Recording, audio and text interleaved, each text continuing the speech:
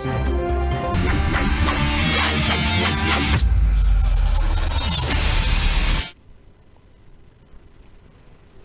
Welcome to reality check. ప్రస్తుతం మనతో పాటు ఉన్నారు పొలిటికల్ అనలిస్ట్ పురుషోత్తం రెడ్డి గారు. సార్ నమస్తే అండి.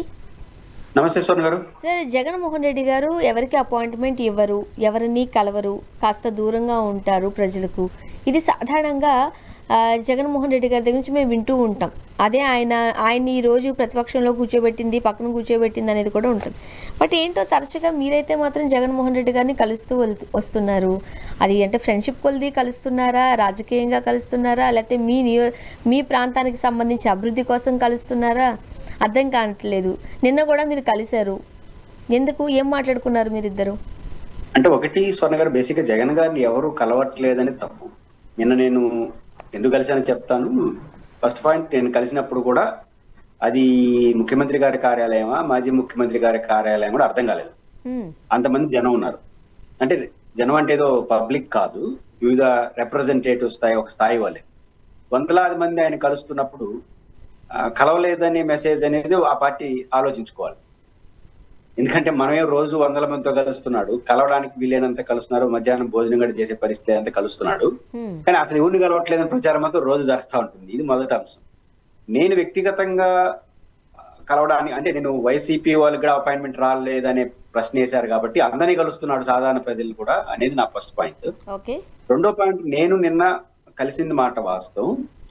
బేసిక్ గా కలిసిన దాంట్లో రహస్యాలు ఏమో, రహస్యాలు ఉన్నప్పుడు ఎవరు ఫోటోలు బయట పెట్టారు. ఎందుకంటే అక్కడ సెంట్రలైజ్డ్ ఫోటో సిస్టమ్. ఇప్పుడు మీలాంటి జర్నలిస్టులు కళ్ళు పడడానికి లేదు. ఎందుకంటే అక్కడ వాళ్ళు ఎంపీ చేసుకున్న ఫోటోగ్రాఫర్ ఉంటాడు కాబట్టి వాళ్ళ ఫోటో బయటకు వస్తేనే బయటకు వచ్చినట్టు. కాబట్టి నేనే అది పెట్టాను. ఇప్పటివరకు జగన్ గారిని 5-6 సార్లు కలిసి ఉంటాను, కానీ 5 సార్లు నేనే కలిశాను. పలానా నిమిషం మీద నేను కానీ చెప్తున్నాను. నిన్న నేను అదృష్టంగా కలిశాను. వ్యక్తిగతంగా ఒక ఇంటర్వ్యూ అవడానికి విజయవాడకి వెళ్ళడం, అంటే బర్త్డే రిలేటెడ్ గా ఒక విద్యార్థి ఉద్యమం నుంచి ఉన్నాను కాబట్టి చేయడానికి కోసం వాళ్ళు పిలిచారు, వెళ్ళాను. వెళ్ళిందానికి జగన్ గారు ఉన్నారని తెలుసుకోవడంతో జస్ట్ పరిచయం ఉంది కాబట్టి కలిసే ప్రయత్నం చేశాను. కలిసి వచ్చిన అంశం ఏంటంటే, ఒకటి నేను మొన్న ఇంటర్వ్యూలో కూడా చెప్పాను, ప్రెస్ మీట్ కూడా పెట్టాను. రంగారెడ్డి పాలమూరు ఎత్తిపోతల పథకానికి ఆంధ్రప్రదేశ్ అభ్యంతరం చెప్పకూడదని కేంద్ర జలవనరుల శాఖ మంత్రి ఆంధ్రప్రదేశ్ ప్రభుత్వానికి సలహా ఇచ్చినట్టుగా పత్రికలో వచ్చింది. తెలంగాణ ఆంధ్రప్రదేశ్ మధ్య వివాదాల్లో పెద్ద మనిషిగా ఉండాల్సిన కేంద్రం మీరు తెలంగాణ వైపు రైట్ తీసుకుంటే చాలా ప్రమాదకరం వస్తుందనే విషయం బయటకు వచ్చింది. దాన్ని జగన్ గారి దృష్టికి తీసుకెళ్తే బాగుంటుంది ఎస్టాబ్లిష్ చేయడానికని, ఆ యాంగిల్ చెప్పడానికి కూడా పనికొస్తుందని వెళ్ళాను. వాళ్ళు మామూలుగా ఎప్పుడు మాట్లాడినట్టు బాగా మాట్లాడారు. ఆయనకి చెప్పాను, ఇది సీరియస్ ఇష్యూ, మేము అందరూ ఆలోచించాలి, మీరు మాట్లాడండి అని చెప్పి వాళ్ళ పార్టీ నాయకులు కూడా చెప్పారు. పోయిన పర్పస్ అది వెళ్ళాను. కాబట్టి నిన్న పోయింది యథాలాపంగా వెళ్ళాను, పరిచయం ఉంది కాబట్టి మాట్లాడాను. రెండవది, రెగ్యులర్ గా కలిసేదంటే పరిచయం ఉన్న ప్రతి రాజకీయ నాయకుడితో రెగ్యులర్ గా మాట్లాడుతుంటాను. ఆయన రాజకీయ నాయకుడు కాదు కదా, ఈ రాష్ట్ర భవిష్యత్తుని నిర్ణయించే ఒకరిద్దరు ముగ్గురులో ఆయన ఒకడు. చంద్రబాబు నాయుడు గారు, జగన్ ఇద్దరే. అయితే చంద్రబాబు గారు లేదా జగన్ గారు ఈ రాష్ట్ర భవిష్యత్తు నిర్ణయించే కెపాసిటీ ఉన్నవారు. అలాంటి ఒక భవిష్యత్తు నిర్ణయించే ఇద్దరులో ఒకరితో పరిచయం ఉన్నప్పుడు మనకు తెలిసిన విషయాలు, మనం నమ్మిన విషయాలు జగన్ గారి దృష్టిలో లేదా చంద్రబాబు గారి దృష్టిలో పడేస్తా ఉన్నాం అనుకోండి, రేపు వాళ్ళు పవర్ లోకి వచ్చినప్పుడు అది స్ట్రైక్ అయింది అనుకోండి, అది సమాజానికి మంచిది కదా, మనం ఏదో చేసినట్టు అవుతాం కదా. చంద్రబాబు గారితో వయసు రీత్యా కావచ్చు, అనేక రీత్యా ఆ అనుబంధం లేదు. జగన్ గారితో ఆ సన్నిహిత్యం అనే దానికి పరిచయం ఉంది కాబట్టి ఆయన చెప్తే వింటాడు కాబట్టి రేపు చేయడానికి అది పనికొస్తే రాయలసీమ ప్రాజెక్ట్ ఎంతో కొంత ఉపయోగపడుతుంది ఉద్దేశంతో పరిచయం ఉంది. సమయం అవకాశం దొరికినప్పుడల్లా వెళ్ళి ఇది అని సబ్జెక్టులు చెప్పుకోవడం నాకు అలవాటు. వారు పాజిటివ్ రీజన్, ఇంతకు మించిన అవగాహన ఆలోచన నాకైతే ఏమీ లేదు. కానీ ఇప్పుడు నియోజకవర్గాలకు సంబంధించిన పెంపు జరగబోతోంది కాబట్టి మీరు కూడా ఒక కర్చీఫ్ ఏదో వేసుకోబోతున్నారు అంటూ కూడా వింటూ ఉన్నాం. నిజమేనా? ఏదన్నా మీకు కూడా అవకాశం వస్తుందేమో అని ఆశిస్తున్నారా? ఒకవేళ అలా అయితే కనుక ఏ నియోజకవర్గం నుంచి పోటీ చేయబోతున్నారు? అంటే ఒకటి స్వర్ణ గారు, బేసిక్ గా రాజకీయాలు చాలా పవిత్రమైనవి. ఎన్నికల్లో పోటీ చేయబోతారా లేకపోతే కర్చీఫ్ వేశారా అనేది తప్పు కూడా తీసుకోండి. ఎందుకంటే సమాజాన్ని మార్చేది పాలిటిక్సే. అధికారంలో రావడం, గెలవడం, ఇది పాలసీ మేకర్స్ కదా ఎమ్మెల్యేలు, ఎంపీలు అంటే.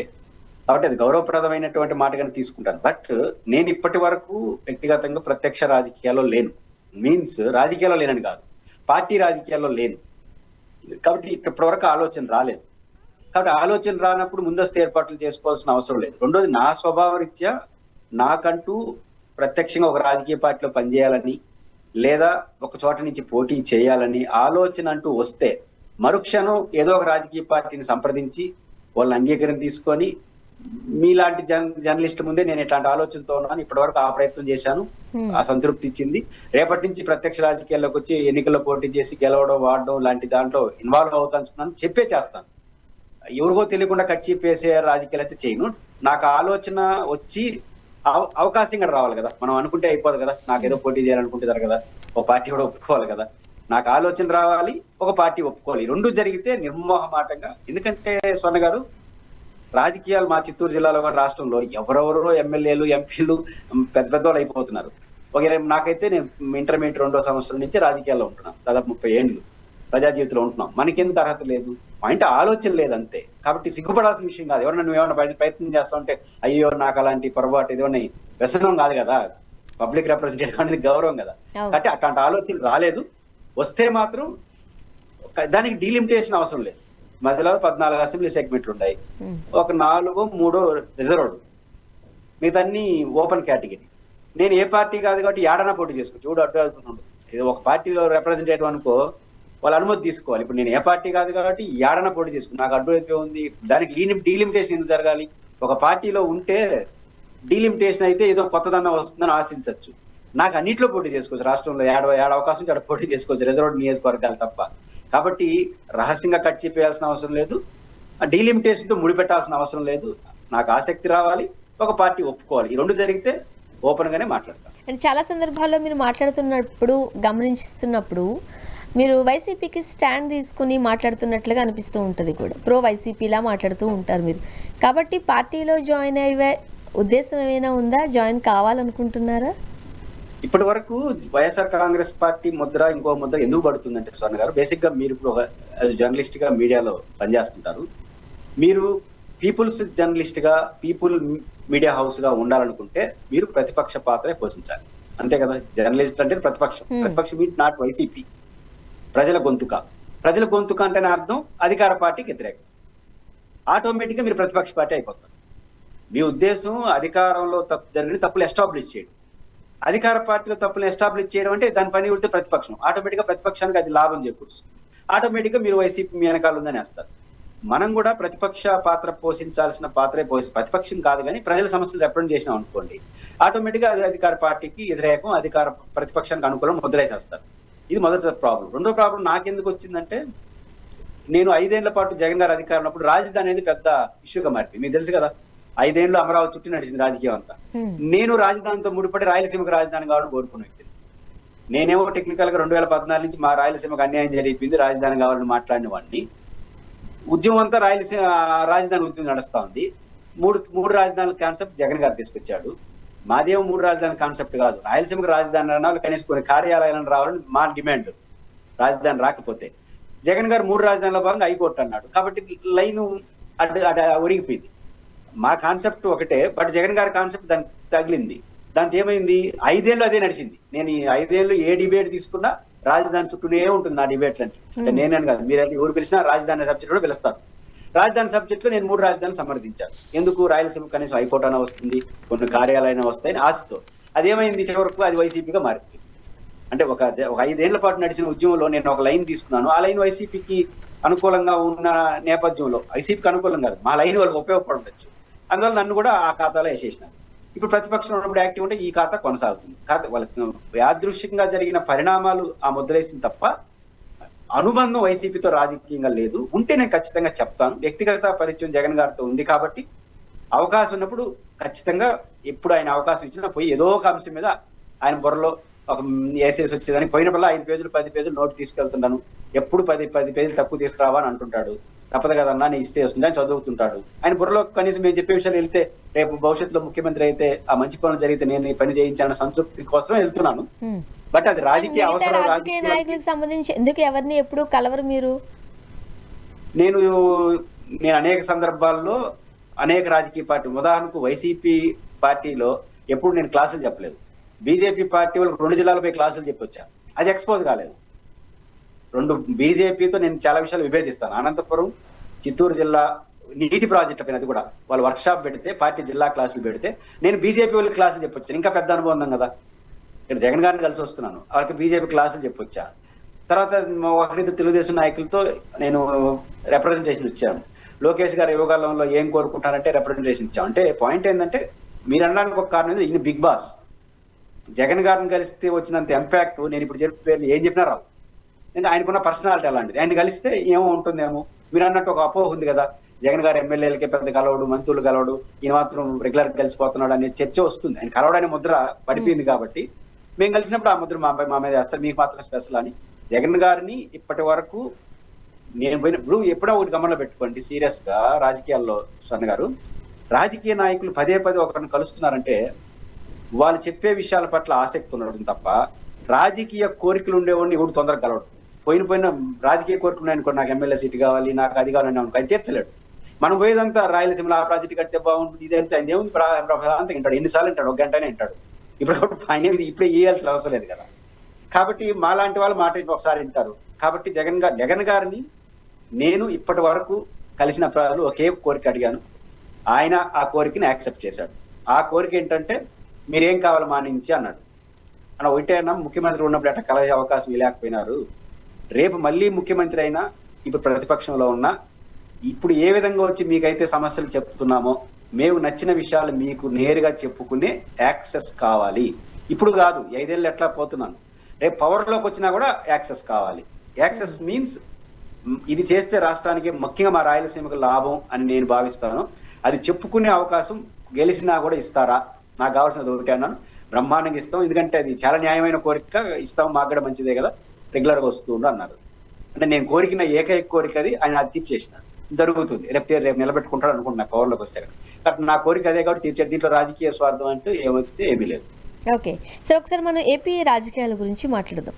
ఇప్పుడు ఉండవల్లి రైతులు ఒకవేళ కనుక మా దగ్గర ఏవైతే భూములు ఉన్నాయో అవి బలవంతంగా కనుక సేకరించే ప్రయత్నం చేస్తే మేము ఆత్మహత్య చేసుకుంటాము అని చాలా ఖరాఖండిగా, కలెక్టరేట్ ఎదుటే ఆత్మహత్య చేసుకుంటామని చాలా ఖరాఖండిగా చెప్తున్నారు. స్వచ్ఛందంగా ఇచ్చిన రైతులు ఇంతకుముందు మొదటి విడతలో ఇప్పుడు ఎందుకు ఇంత ఒక రకంగా చెప్పాలంటే వాళ్ళ బాధను అట్లా అర్థం చేసుకోవాలా, ఎందుకు వ్యతిరేకమయ్యారు, తిరగబడుతున్నారు? గారు, ఫస్ట్ ఆఫ్ ఆల్ ఆత్మహత్య సమస్యకు పరిష్కారం కాదు. అమరావతి రైతులైనా ఏ రైతులైనా ఏ ప్రజలైనా పోరాడాలే తప్ప, పోరాట క్రమంలో మనం ఏమైనా పర్వాలేదు కానీ సూసైడ్ అనే పిలుపు అది సహేతుకం కాదు. అమరావతి రైతులు కూడా ఆ పదాలు వాడాల్సిన అవసరం లేదు. అమరావతి రైతులైనా కొత్తగా భూములు ఇచ్చేవాళ్ళైనా గట్టిగా ఫైట్ చేయండి. ఆ ఫైట్ చేసే క్రమంలో ఖచ్చితంగా సమాజం మీతో ఉంటుంది. కాబట్టి ఇది నా మొదట చెప్పదలుచుకున్న విషయం. ఎందుకు వచ్చింది ఈ పరిస్థితి? రెండో అంశం, అమరావతి రైతులు మీరు అట్లాంటి తీవ్రమైన తప్పుడు నిర్ణయాలు తీసుకోవాల్సిన అవసరం లేదు. కానీ మీకు ధైర్యం ఎలా అంటే ప్రజలు సమర్థిస్తారా లేదా పక్కన పెడితే, వాళ్ళకి ఒక చట్టం ఉంది, 2013 or 14 అనుకుంటాను, ఆహార భద్రతా చట్టం, భూసేకరణకు సంబంధించి వచ్చింది. దాంట్లో సెక్షన్ 10 అమరావతి రైతులు కూడా చదవాలి, కొత్తగా భూములు ఇచ్చేవాళ్ళు. ఎందుకు ల్యాండ్ పూలింగ్ పాయింట్ ఆఫ్ వ్యూలో ప్రభుత్వం వెళ్ళిందో కూడా ఇదే కారణం. ఆ సెక్షన్ 10 ఏం చెప్తుందంటే, ఆహార భద్రతా చట్టం 3 పంటలు పండే భూములు అసలు తీసుకోకూడదు. నెంబర్ 1. ఒకవేళ తీసుకోవాల్సి వస్తే ఏ కారణంతో అయితే తీసుకుంటున్నారో ఆ కారణాన్ని ఎస్టాబ్లిష్ చేసి అక్కడ తప్ప ఇంకెక్కడా దాన్ని తీసుకోవడానికి అవకాశమే లేదు ఆ రీజన్ కి అని నిరూపించాలి. 3వ పాయింట్, అయినా మీరు తీసుకున్నారంటే 50,000 ఎకరాలు తీసుకున్నారనుకో, 75,000 ఎకరాలు వేస్ట్ ల్యాండ్ ని సాగులోకి తీసుకురావాలి. ఈ 3 చేయకుండా ఒక్క ఎకరా కూడా తీసుకోవడానికి లేదు. ఈ చట్టం ఒకటి చాలు కదా అమరావతి రైతులు కోర్టుకు వెళ్ళి ఆపడానికి, వాళ్ళకి రైట్ ఉంది కదా. ఎందుకంటే అమరావతి ప్రాంతంలో 3 ప్రాంతాలు పండే పంట, ఫస్ట్ పాయింట్. 2, ఎందుకు తీసుకుంటున్నావు? రాజధాని కోసం తీసుకుంటారంటే చట్టం ఒప్పుకుంటుందా? రాజధాని ఆడేందుకు కట్టాలి, ఇంకోటి భూమి చోట కట్టుకోమని చెప్తుంది. ఆడ తప్ప మాకు అవకాశం లేదు నిరూపించాలి. 3వ పాయింట్, ఇంకొక 50,000 ఎకరాలు తీసుకుంటా ఉన్నారు. 75,000 ఎకరాలు ఏ పల్నాడులోను లేకపోతే ఇంకో చోట ఆ జిల్లాల్లో వేస్ట్ ల్యాండ్ ఉంటుంది కదా, అంటే నీటి సౌకర్యం, అక్కడ 75 సాగులో తీస్తారు. అది ఎప్పుడయ్యేది? కాబట్టి ఈ చట్టం ఒకటి చాలు వాళ్ళు అనుకుంటే ఆపడానికి. కాబట్టి చట్టం మీకు బలంగా ఉంది, నైతికత ఉంది కాబట్టి ఆ యాంగిల్ చూడండి. 2వ పాయింట్ స్వర్ణ గారు, ఈరోజు ఎందుకు వచ్చి భయం వచ్చింది వాళ్ళకంటే, 33,000 ఎకరాల రైతులు ఎంత ఆనందంగా ఇచ్చారు మీకు, ఎదురేది ఇచ్చారు కదా, స్వచ్ఛందంగా ఇచ్చారు, ఎదురిచ్చారు. దానికి రీజన్ ఏంటి? రీజన్ ఏంటంటే పైకి చెప్పే త్యాగాలు మాత్రమే కాదు, ఒక మంచి ప్రయోజనం కూడా ఉంది. త్యాగం ఉంటుంది, రాజధాని రైతులు ఇచ్చిన త్యాగంగా వాళ్ళ గుర్తింపు ఉంటుంది. కానీ 100 సెంట్లు భూమి అయిన ఒక ఎకరా ప్రభుత్వానికి ఇచ్చేటప్పుడు ఒక 25 లక్షలు, 30 లక్షలు, 50 లక్షలు ఒక ఎకరా ఉంటుంది. కానీ ప్రభుత్వం అటు ఒక రాజధాని నిర్మించి వాళ్ళంతా రాజధాని మీరు నేను అంటున్నాం, ఆయన హైటెక్ సిటీ కదా, హైటెక్ సిటీ, కోకాపేట, శంషాబాదు, ఇది కదా వాళ్ళ లెక్క. అంటే ఆ లెక్క భూమి ఊహించుకున్నారు. ఈ 3 సెంట్లు తిరిగి 3 ప్లాట్లు ఇస్తారు కదా, ఒకటి కమర్షియల్ ప్లాట్, 2 హౌసింగ్ ప్లాట్, అంటే మొత్తం 3 ప్లాట్లు 27 సెంట్లు ఇస్తారు. అందరూ ఎట్టు ఊహించుకున్నారు, మీరు హైదరాబాద్ లో ఉంటారు కాబట్టి మీకు పక్కన మంచి హోటల్ ఉంది కదా, దాని పేరు ఏం పేరు, మన ఆఫీస్ పక్కన ఫేమస్ హోటల్, దాని పక్కన ఎదురుగా ఒక 50 అంకణాల స్థలం ఉంది అనుకోండి, పాక అవుతుంది. ఆ పక్కన ఎల్వి ప్రసాద్ ఇంకో పక్క ఉంది కదా, ఆ పక్కన అంతెందుకు మన ఆఫీస్ స్థలం ఎంత పోతుంది, అంత స్థలం దాన్ని ఊహించుకున్నారు వాళ్ళు. రాజధాని అంటే పార్క్ అయితే ఎప్పుడు వస్తుందో, ఎల్వి ప్రసాద్ ఎప్పుడు వస్తుందో తెలియదు. Hitech city ఊహించుకున్నారు. హైటెక్ సిటీలో ఒక ఒక ఒక 5 సెంట్ల భూమి 10 కోట్లు 5 కోట్లు ఉంటుంది. కానీ అందరూ అట్లు ఊహించుకున్నారు. కనీసం 1 కోటి రూపాయలన్నా బాగుంటుంది, కమర్షియల్ ప్లాట్ 1 కోటి రూపాయలు కమ్మేస్తే మనం హ్యాపీగా ఉండొచ్చు అనుకున్నారు. కాబట్టి అట్లా ఉంటాయనుకున్నారు. అంతా కోకాపేటలు లేదా ఊహించుకున్నారు అమరావతిని. కాబట్టి ఊహాది రియాలిటీ ఇది రెండో. కాబట్టి ఇచ్చేసినారు, కౌలు ఇస్తానన్నారు. 12 ఏళ్ళు అయిపోయింది, ఇంతవరకు ఫ్లాటే ఇలా. ఫ్లాట్ ఎంత పోతుంది రెండో సంగతి. ఫ్లాటే ఇలా. మన నారాయణ గారు ఆశ్చర్యకరంగా ఒక మాట చెప్పాడు. అదేంటంటే 95% మంది రైతులు ఫ్లాట్లు ఇచ్చేసినామన్నాడు. షాక్డ్. వాళ్ళు ఫ్లాట్లు లేదని ఓలు ఏడుస్తుంటే 95% ఇచ్చండి. ఇచ్చారంటే ఇచ్చారు. ఎట్లా ఇచ్చారంటే ప్లాన్ లో ఇచ్చేసినారు. ప్లాన్ కి ఇస్తారు కదా మ్యాప్ లో, ఈ ఫ్లాట్ ఇక్కడ, ఆ ఫ్లాట్ చెప్తున్నారంట. ఎత్తుకోవడం కదా, భూమిలో ఎత్తుకుంటారు. ఫ్లాట్ లో మీరు చెప్పే మ్యాప్ లో ఎత్తుకుంటారు మీరు కూడా. ఆ భూమిలో బైఫర్కేషన్ చేయాలి కదా, రోడ్డు వేయాలి. ఆ రోడ్డు వేయకుండా మ్యాప్ గీసేసి ఇది రోడ్డు అనేసి అడవే ఏం చెప్తారు మీరు. కాబట్టి మ్యాప్ లో ఇచ్చేసి మొత్తం ఇచ్చేసిన అని చెప్తున్నారు. కాబట్టి 12 ఏళ్ళైనా ఫ్లాట్ లేదు. వాళ్ళు ఇప్పుడు వాళ్ళ భయం ఏంది, ఇప్పుడు మనకేం 12 ఏళ్ళు భయం లేదు, ఈ లేదు. ఇంకా కొత్త మోజులోకి వెళ్తున్నాడు అంటే కొత్తగా ఇంకొక 50,000 ఎకరాలు అంటున్నారు కదా. వాళ్ళు అవసరం అయితే కౌలు కూడా పెంచిస్తామంటున్నారు. ఆ మోజులో పడిపోయినాడు అనుకోండి, మనకి ఎప్పుడు ఇచ్చేది, డబ్బులు కావాలి కదా. రెండోది 47,000 కోట్ల రూపాయలు అప్పులకి అగ్రిమెంట్ చేసుకున్నారు. ఆ 47,000 కోట్ల కేటాయింపులంతా ఈ ఫ్లాట్ డివిజన్ వాటికి కేటాయించట్లా, అసెంబ్లీ, సెక్రటేరియట్, వెలుగులు నింపడం కోసం చేస్తున్నారు. ఇది వీలు భయం. కొత్తగా ఇచ్చేవాళ్ళు మేము సూసైడ్ చేసుకుంటాం లెవెల్ భయాలు ఎందుకు వచ్చేసినారంటే, మాకన్నా సీనియర్లు 12 ఏళ్ల క్రితం భూమి ఇచ్చారు 33,000 ఎకరాలు, వాళ్ళకి ఇంతవరకు ఇలా. మాకెన్ని ఏళ్ళు పడుతుంది అసలు, ఇస్తారా ఇరా? మధ్యలో జగన్మోహన్ రెడ్డి గారు 2 ఏళ్ల తర్వాత అధికారంకి వస్తే ఆయన మావిగన్ అంటున్నారు. వాళ్ళ భయాలు ఉంటాయి కదా. మావిగన్ అంటే 3 రాజధానులు కాదు, కానీ విజయవాడ, గుంటూరు మధ్యలోనే కదా. కాబట్టి ఇక్కడ మళ్ళీ మా భూముల పరిస్థితి తీసుకునేస్తే, కాబట్టి ఉన్న రైతు ఏంది మా బాధ, కొత్త వాళ్ళ జోలికి వెళ్తున్నాడు. కొత్త రైతులేమో పాత వాళ్ళకి లేదు మా పరిస్థితి. ఈ సంక్లిష్టమైన వాతావరణంలో వాళ్ళు భయోందనకు గురవుతున్నట్టుగా చూడాలి. ఓకే సార్, మరోపక్క ఈ కాగ్ ఆర్బీఐ గణాంకాల ప్రకారము, అంటే ఒకసారి మనం వెనక్కి కూడా వెళ్దాం. జగన్మోహన్ రెడ్డి గారు 5 ఏళ్లలో చేసిన అప్పులకి సంబంధించి మరో శ్రీలంక కాబోతోంది అని అంటున్నారు కదా. ఇప్పుడు ఇంకా 2 ఏళ్ళు కూడా కంప్లీట్ కాకముందే టోటల్గా 3,40,494 కోట్లు కూటమి ప్రభుత్వం అప్పులు చేసింది. ప్రతి మంగళవారం, ఇప్పుడు అంటే తాజాగా మంగళవారం కూడా 4,600 కోట్లు అప్పులు. సో దాంట్లో ఒకసారి మనం చూస్తే బడ్జెట్ అప్పు ఏమో 1,80,603 కోట్లు, గ్యారంటీ అప్పులేమో 1,12,504 కోట్లు, రాజధాని నిర్మాణానికి అని చెప్పి 47,387 కోట్లు, టోటల్గా మనం చూస్తే 3,40,494 కోట్లు అప్పు చేసింది. ఆ రోజు 5 సంవత్సరాల్లో చేసిన అప్పు ఈరోజు 2 సంవత్సరాలు దాటేసింది అంటూ మనం చూస్తున్నాం. ఏం కాబోతోంది ఆంధ్రప్రదేశ్? పోనీ ఈ తీసుకొచ్చిన డబ్బులన్నీ సంక్షేమ పథకాలు లేకపోతే సంక్షేమానికో అభివృద్ధికో ఖర్చు పెడుతున్నారంటే అది కూడా కనిపించట్లేదు. మీ అనాలిసిస్ ఏంటి? వెళ్ళి చూస్తూ ఉంటున్నారు తరచుగా మీరు, అమరావతి ఆ ప్రదేశాలని చూసి వస్తున్నారు కాబట్టి ఏం చెప్తారు? బేసిక్ గా అప్పులు, సంపద సృష్టి, ఈ రెండు తెలుగుదేశం పార్టీకి 2 కళ్ళు. జగన్మోహన్ రెడ్డి అప్పులు చేసేసాడు, శ్రీలంక చేసినాడు. మేము వస్తే సంపద సృష్టిస్తాం, ఈ 2 ఫ్లోతో వెళ్ళారు. సంపద సృష్టి ఫస్ట్ వద్దాం. ఎంత ప్రమాదకర పరిస్థితి ఉందంటే, మొన్నే మార్చికి control of auditor general CAG report ఎలా ఉంటుందంటే, ఫైనాన్షియల్ ఎండింగ్ అప్పుడు ఎంత అంచనా వేశారు, బడ్జెట్ అంచనాలు ఎంత వచ్చినాయి అని ఫైనల్ చేస్తారు. ఎంతో మీరు అంచనా ఎంత వేసినారు, ఎంత వచ్చారు. మీ ఇంటర్వ్యూలో నేను నంబర్ ఆఫ్ టైం చెప్పాను. మొదటి సంవత్సరం కూటమి ప్రభుత్వం యొక్క బడ్జెట్ అంచనాలు 20,000 కోట్ల రూపాయలు అందుకోలేకపోయింది అవును. అసెస్మెంట్ ని. ఉమ్, ఈ సంవత్సరం 40,000 కోట్లు ఉంటాయి అంటే అనుకున్నది రాదని చెప్పాను. అవును. అది సాహసం అనుకున్నాను. తీరా చూస్తే అలా దగ్గరగా ఉంది. స్వర్ణ గారు బేసిక్ గా ఈ ఫైనాన్స్ ఇయర్ లో ఉమ్, పన్నులు, టోటల్ పన్నులు, ఉమ్, అన్ని రకాల పన్నులు కలిసి ఎంత వస్తుందని అంచనా వేశారంటే 2,97,929 కోట్లు ఆదాయం పన్నుల రూపంలో వస్తుందని అసెస్మెంట్ వేశారు ఓకే. పూర్తయిన బడ్జెట్ లో. తర్వాత వచ్చిందంతో తెలుసా 2,55,469 కోట్లు, అంటే 42,000 కోట్ల రూపాయలు అనుకున్నది రాలా, అసెస్మెంట్ రాలా. ఉమ్, కానీ 2,97,000 కోట్లు వస్తుందని అంచనా వేసినప్పుడు వెంటనే ఏం చేస్తారు స్వర్ణ గారు, అన్ని శాఖలకు కేటాయించేస్తారు. ఇప్పుడు 42,000 కోట్ల రూపాయలు డెఫిసిట్ వచ్చింది అంటే 42,000 కోట్లు కేటాయించిన దాంట్లో దేంట్లో దాంట్లో కోతలు పెట్టినట్టుగా. అంతే. ఇప్పుడు మీరు కేటాయించి 42,000 కోట్లు అమలు కాలేదు, ఒక రకంగా ప్రజల్ని మోసం చేసినట్టే కదా. ఉమ్, రెండోది పర్ఫార్మెన్స్ చూసుకోండి.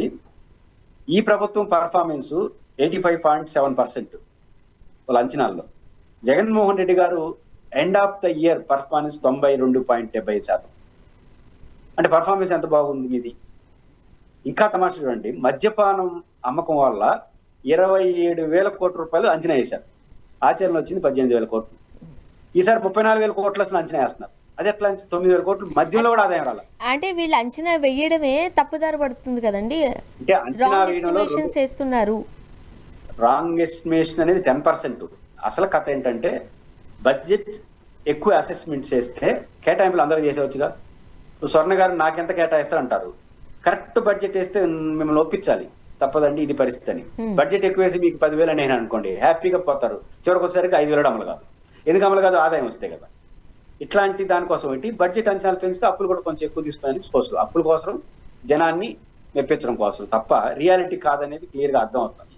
ఇప్పుడు ప్రభుత్వాలు చేస్తాయి, ఇంత ఇన్బ్యాలెన్స్ ఉండకూడదు. ఇది మొదటి అంశం. మీరు చెప్పిన అప్పులకు సంబంధించి కొత్త అప్పులు జగన్ గారు 5 ఏళ్ళలో చేసింది 20 నెలల్లో చేసేసారు. అదొక విచిత్రం. అసలు మీరు రాజధానికి సంబంధించి అయితే 47,000 కోట్లు అనేది ఎఫ్ఆర్బిఎం లిమిట్స్ అవతల కేంద్ర ప్రభుత్వంతో ప్రత్యేకంగా మాట్లాడుకొని తీసుకొచ్చుకున్నారు. కేంద్ర ప్రభుత్వం ప్రత్యేకంగా మాట్లాడుకుని 10,000 గ్రాంట్ తెచ్చుకుంటే అర్థం ఉంది, కానీ మీ డబుల్ ఇంజిన్ సర్కార్లో అప్పులు తీసుకొచ్చారు. వాళ్ళు ఏం చేశారు, మనల్ని ఏం అడుకున్నాడు సార్ అప్పులు ఇచ్చేస్తారు, వాళ్ళు కౌంటర్ సంతకం పెట్టారు, కట్టాల్సింది మనమే కదా. కాబట్టి అప్పులు అనేది ఒక పరిధి దాటిపోయినాయి. ఈ అప్పులు అనేది పరిధి దాటిపోయిన తర్వాత ఇప్పుడు ఏం చెప్పాలి ప్రభుత్వం పైపించి. ఇప్పుడు కూడా చెప్తారు జగన్మోహన్ 10 లక్షల అప్పులు చేశాడు అంటారు, 10 లక్షల కోట్లు అంటారు, మీరు చేసినంత కలిపి. కాబట్టి ప్రభుత్వం అప్పుల విషయంలో నేను అప్పులు జగన్మోహన్ రెడ్డి గారి పరిపాలన కన్నా ఎక్కువ చేయడాన్ని వ్యతిరేకించను. ఎందుకంటే స్వర్ణ గారు ఈ రోజు 10 రూపాయలు అప్పు చేసినోడు మళ్ళీ కొత్తగా రాకపోతే 11-12 రూపాయలు అప్పు చేయక తప్పదు. అప్పు పెరగడాన్ని నేను తప్పబట్టను, కానీ నిజాయితీగా దాన్ని చేయండి. ఇప్పుడు ఇంత భారీ ఎత్తున అప్పులు ఎఫ్ఆర్బిఎం దాటి చేస్తున్న పరిస్థితిలో నేను అద్భుతమైన నగరాన్ని నిర్మిస్తాను, వెలివేషన్ 2,570 కోట్లు కేటాయిస్తాను, ఈ ఇస్తాంబుల్ రాజధాని నిర్మిస్తాను, రాజధాని అంటే అట్లే ఉండాలి కదా, ఈ మాటలు ఎందుకు? తీవ్రమైన మనకు అప్పులు ఇక్కడ అంటే మీ మాట కట్టొచ్చాను. ఓ పక్క రాష్ట్ర ఆర్థిక పరిస్థితి ఏంటో తెలుస్తోంది. సూపర్ 6 అంటూ అధికారంలోకి వచ్చారు. ఇంతకీ 6 గ్యారెంటీలు ఏమయ్యాయి? దాని గురించి ఈరోజు ఎవరూ మాట్లాడట్లేదు, గొంతెత్తి మాట్లాడే పరిస్థితి కూడా కల్పించట్లేదు.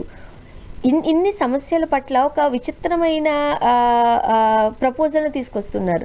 మీరు 3 పిల్లల్ని కనండి, 4 పిల్లల్ని కనండి, 3 ఉంటే 30,000 ఇస్తాం, 4 ఉంటే 40,000 ఇస్తామండి. అసలు ఇప్పుడు మీరు చెబుతున్న ఈ లెక్కలేంటి? మళ్ళీ 30,000 40,000 ఏంటి? అసలు కనీ పెంచే పరిస్థితుల్లో రాష్ట్ర ప్రజలు ఉన్నారా? ఏం మాట్లాడుతున్నారు? అంటే చంద్రబాబు నాయుడు గారు ప్రపంచంలో ఎక్కడేమి జరిగినా దాన్ని ముందే పసిగట్టి తనకు తాను ఆపాదించుకుంటాడు. అక్కడ వచ్చిన పంచాయతీ మొదటి పంచాయతీ as a population studies department ఇచ్చిన లెక్కల ప్రకారం కానీ, ఐక్యరాజ్య సమితి లెక్కల ప్రకారం కానీ ఒక ఆందోళన ప్రపంచ దేశాల్లో, ముఖ్యంగా అభివృద్ధి చెందిన దేశాల్లో జరుగుతుంది. అదేంటంటే హెల్త్ కండిషన్ పెరగడం, ఆహార అలవాట్లు పెరగడం, మనిషి యొక్క నిజ జీవితం పెరుగుతా ఉంది. అంటే ముసలోళ్ళు పెరుగుతున్నారు, మనం చనిపోవాలని కోరుకోవాల్సిన అవసరం లేదు, ముసలోళ్ళు పెరుగుతున్నారు, ఎక్కువ కాలం బతుకుతున్నాం, జీవన ప్రమాణాలు పెరుగుతున్నాయి. మనం ఈ మధ్య కాలంలో ముఖ్యంగా అభివృద్ధి చెందిన దేశాల్లో ఒకరు ముద్దు ఇద్దరు వద్దు అనే స్థాయిలో ఒకరికే పరిమితం చేసుకుంటున్నాం. కాబట్టి దీని ఏమవుతుంది, ఒక దశ దాటిన తర్వాత యూత్ పడిపోయి ముసలోళ్ళు ఉంటారు, పిల్లోళ్ళు ఉంటారు. యూత్ జనరేషన్ పడిపోతే అది ఉత్పత్తి మీద ప్రభావం పడుతుందని జర్మనీ, జపాన్ లాంటి మోస్ట్ డెవలప్డ్ దేశాల్లో పిల్లలు పెంచండి అని అడుగుతున్నారు. ఇన్బ్యాలెన్స్ కాకూడదని. ఇది ఒక సైన్స్. ఇది చంద్రబాబు గారు చెప్పడం తప్పలేదు. ఆ నీతి తీసుకుని సరాసరి ఆంధ్రప్రదేశ్లో చెప్తే ఎట్లా? ఆంధ్రప్రదేశ్లో కూడా జనాభా నియంత్రణ తగ్గింది. రాబోయే కాలంలో జనాభా, యూత్, పిల్లలు, ముసలి వాళ్ళు బ్యాలెన్స్గా ఉండాలి. కానీ రాబోయే 20 ఏళ్ళ తర్వాత ఇన్బ్యాలెన్స్ ఆంధ్రప్రదేశ్లో అవుతుంది. యూత్ తగ్గిపోతారు, పెద్దవాళ్ళు పెరుగుతారు, పిల్లలు పెరుగుతారు. అది ఉత్పత్తి మీద ప్రభావం పడుతుంది అని టెక్నికాలిటీస్ మాట్లాడుతున్నారు చంద్రబాబు నాయుడు గారు. అయితే ఇక్కడ గమనంలో పెట్టుకోవాల్సింది, భారతదేశంలో జనాభా ఎక్కువ, యూత్ పడిపోయే పరిస్థితి ఉండదు. యూత్ సంఖ్య తగ్గచ్చు సీనియర్ సిటిజన్స్ కన్నా. కానీ జపాన్, జర్మనీ లాంటి దేశాలలాగా టోటల్ అభివృద్ధి చెందిన దేశం కాదు భారతదేశం. అమెరికా, బ్రిటన్ లాంటి దేశం టోటల్ అభివృద్ధి చెందినాయి. ఆంధ్రప్రదేశ్ లో ఇప్పుడు కూడా సంక్షేమ పథకాల కోసం ఏలం పాట పడినట్టు ఇస్తున్నారు కదా. ఇప్పుడు మీరు గమనంలో పెట్టుకోవాల్సింది, పేదరికం ఎంత ఎక్కువ ఉందంటే, పిల్లల కంటే 30,000 ఇస్తానంటే కంటారని నమ్మకం ముఖ్యమంత్రికి వచ్చిందంటే ఎంత పేదరికంలో ఉన్నట్టు సమాజం. అంటే 30,000 రూపాయలు ఇస్తే పిల్లలను కనడానికి సిద్ధపడుతున్నారనే అంచనాతో ప్రభుత్వం ఉందంటే, నెల నెల పిల్లలు పుట్టిన తర్వాత 30,000 కాదు, పుట్టినప్పుడే 30,000. బహుశా మా తిరుపతిలో అయితే ఏ హాస్పిటల్లో డెలివరీ ఖర్చులుగా రాదు. అది హైదరాబాద్ అయితే ఇంకా ఊహించుకోవాల్సిన అవసరం లేదు. డెలివరీ ఖర్చుకు డబ్బులు ఇచ్చి ఎందుకు ఇవ్వాలి? కాబట్టి మీరు భరోసా ఇవ్వాల్సింది, పిల్లలు ఎక్కువ కనుక్కున్నా మంచి ఉపాధి ఉంది, మంచి భవిష్యత్తు ఉంది అంటే పిల్లలు కంటారు. పిల్లలు ఆస్తే కనకపోతే ఇక్కడ దానివల్ల ఏమవుతుంది తెలుసా? డబ్బున్న వాళ్ళు, మనలాంటి middle class, above middle class తెలివైన వాళ్ళు, ముఖ్యమంత్రి చెప్పినా ప్రధానమంత్రి చెప్పినా ఎనరు. ఖచ్చితంగా ఒక పిల్లవాడే ముద్దు, 2 పిల్లలు వద్దు అనుకుంటారు. ఇప్పుడు అప్పుడు వచ్చింది ఒక చైతన్యం పెరిగి, అంతకుముందు అమ్మాయిలు పుడితే కనీసం 2వ కోసం, ఇప్పుడు అమ్మాయిలైనా బాగా బెటరే, అమ్మాయిలే బెటర్ అనే వాళ్ళు ఉన్నారు. కాబట్టి ఇబ్బంది పడరు. కాబట్టి middle class, above middle class, పెద్ద డబ్బులు ఉండే వాళ్ళు ఒకరికే పరిమితం అవుతారు. ఎందుకంటే మీరు చెప్పినా వినరు. మీ 30,000 వాళ్ళకి అవసరం లేదు. దానివల్ల ఏమవుతుంటే వాళ్ళు ఏమో హ్యాపీగా ఉంటారు. ఇప్పుడు దీంట్లో టెంప్ట్ అయిపోయి కనేవాళ్ళు అంటే పేదవాళ్ళు. ఇప్పుడు అది కాదు సార్, ఇంకొక వాళ్ళకంటే అదనపు సమస్య కదా. కాదు, ఇంకొక డౌట్ సార్. ఇప్పుడు పేద మధ్యతరగతి వాళ్ళే ఎక్కువ మంది ఉన్నారు, అవునా? మీరు 30,000 ఇస్తాం, 40,000 ఇస్తామనంటే మేము మీకు ఆర్థికంగా భరోసా కల్పించిపోతాం. ఎవరికి ఇస్తారు? మీరు అన్నట్టుగా ఒక లేయర్ వాళ్ళు మాత్రమే డబ్బులకు ఆశపడే వాళ్ళు ఉండుంటారు కదా. సరే, చంద్రబాబు నాయుడు గారికి ఎంతమంది పిల్లలు, ఎంత ఆస్తుంది? పోనీ ఇప్పుడున్న లోకేష్ గారికి ఎంతమంది పిల్లలు, ఎంత ఆస్తుంది? పెంచుకోగలరు కదా వాళ్ళు.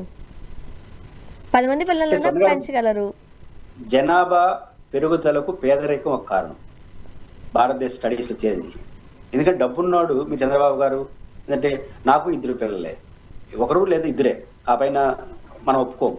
రీజన్ ఏంటంటే, డబ్బు ఎక్కువ ఉన్న వాళ్ళు, 100 కోట్లు ఉంది అనుకో, 10 మందిని అనరు.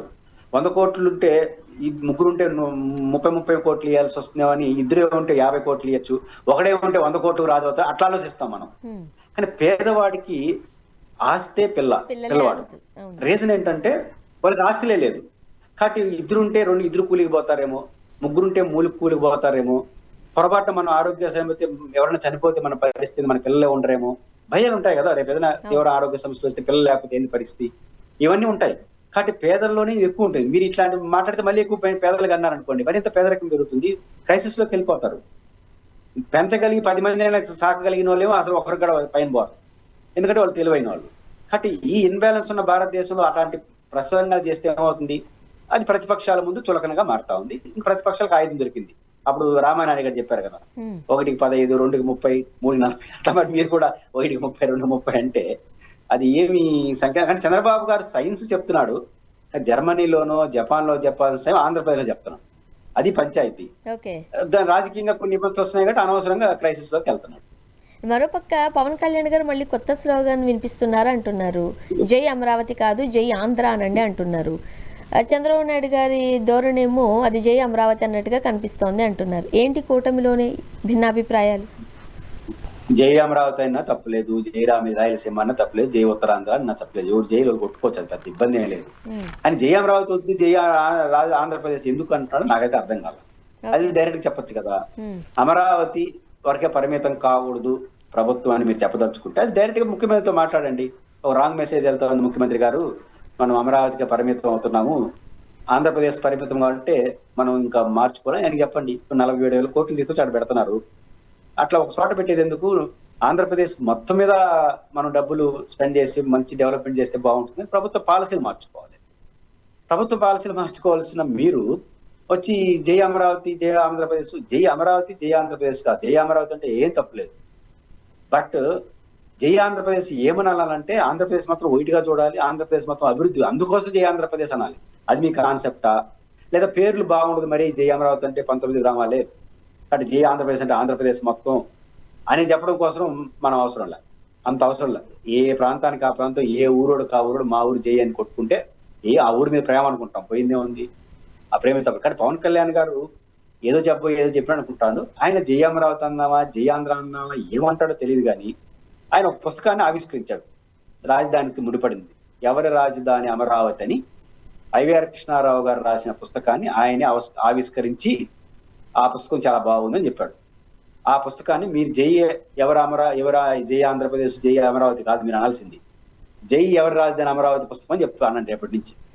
ఇచ్చేసి అందరికి చదివించండి, మీరు ఎంత మంచి పుస్తకాన్ని ఆవిష్కరించారు, అందులో ఏముంది, మీరేం చేస్తున్నారు, ఆ పుస్తకంలో ఏముంది, ఇప్పుడు మీరేం చేస్తున్నారు. అంటే ఆ పుస్తకాన్ని ప్రచారణ పెట్టండి, లేదా మీరు మార్చుకోండి. కానీ పవన్ కళ్యాణ్ గారు జై ఆంధ్రప్రదేశ్ అనడం అనేది అని జనరల్ గా కులం ప్రస్తావన లేదంటే ఒకసారి అంటాడు, ఇంకోసారి కులం భావం లేదంటాడు, ఇంకోసారి కులసై అవసరం లేదంటాడు.